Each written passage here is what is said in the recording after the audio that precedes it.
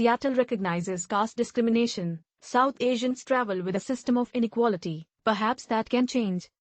Hindu, upper caste, cosmopolitanism faces the challenge of genuine transformation both in India and outside it. There is an urge to be caste-free and seem liberal. The recent move by the Seattle City Council to recognize and ban caste discrimination has divided Indians in the U.S. Jati or caste is a dynamic social form that has changed over the years and even collapsed in certain contexts. Despite these changes, the brutality of caste discrimination and exclusion persists and is faced the most by outcasts or untouchables.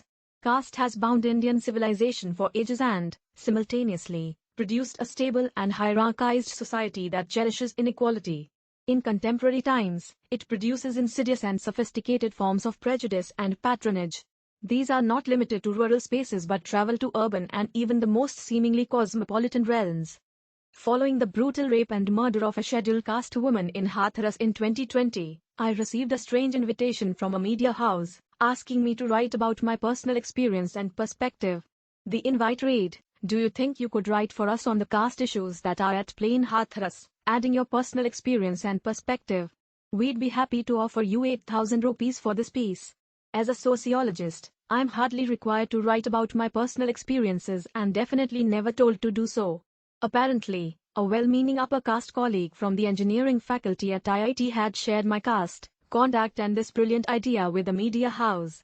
I could have filed a case against this colleague for outing my caste, but this is not a crime in our society. Our association is based on knowing the caste of others. It is almost difficult to engage with others without knowing their caste, and knowing helps estimate the social worth or even merit of others. Outing without consent is not a practice everywhere and can even be framed as an offense or crime. The first ever case of caste discrimination that rattled the U.S. courts in 2021 was on the issue of outing of caste and associated discrimination in Cisco, California.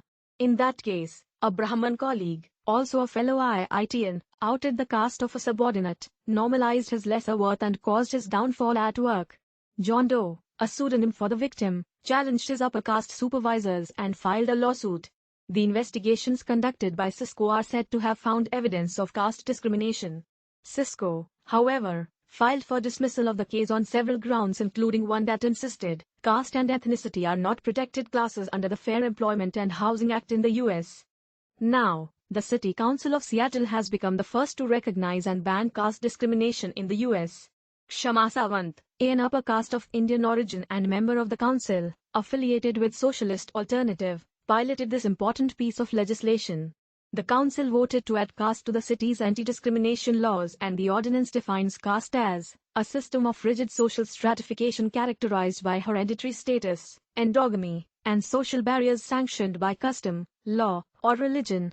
One important part of this legislation is that it recognizes caste as a Hindu practice that has spread to other religions as well. The ordinance draws on past cases, several activist interventions and scholarship to recognize the double disadvantage of race and caste that the caste oppressed may face. The legislation is an important and pioneering intervention in the Western world, as it makes it possible now to legally protest caste discrimination in Seattle and hopefully paves the way to do so in other U.S. states in the future. Not surprisingly, collectives of people from privileged castes are voicing their protest against this legislation in the U.S., something we also witnessed in the UK in 2007. Many Hindu organizations are opposed to pieces of legislation that seek to recognize and ban caste discrimination. The Hindu American Foundation, HAF, for instance, had even filed an intervention in the Cisco case, arguing that caste had nothing to do with Hinduism. Why are the upper caste Hindus protesting? Is caste really not related to Hinduism? What is Hinduism without caste? One needs to appreciate the fact that first or second generation South Asians may lose part of their caste beliefs and rituals while growing up in largely individualist Western countries. The making of a casteless Hindu is, therefore, not an impossibility. As part of my research on caste and cities, I have profiled a Vishwakarma, OBC, family that migrated to Africa from Gujarat and then to the UK. My key female respondent from this family is now married to a beef-eating Brahman in the US. Caste may almost seem lost in this intercontinental mobility, but is it?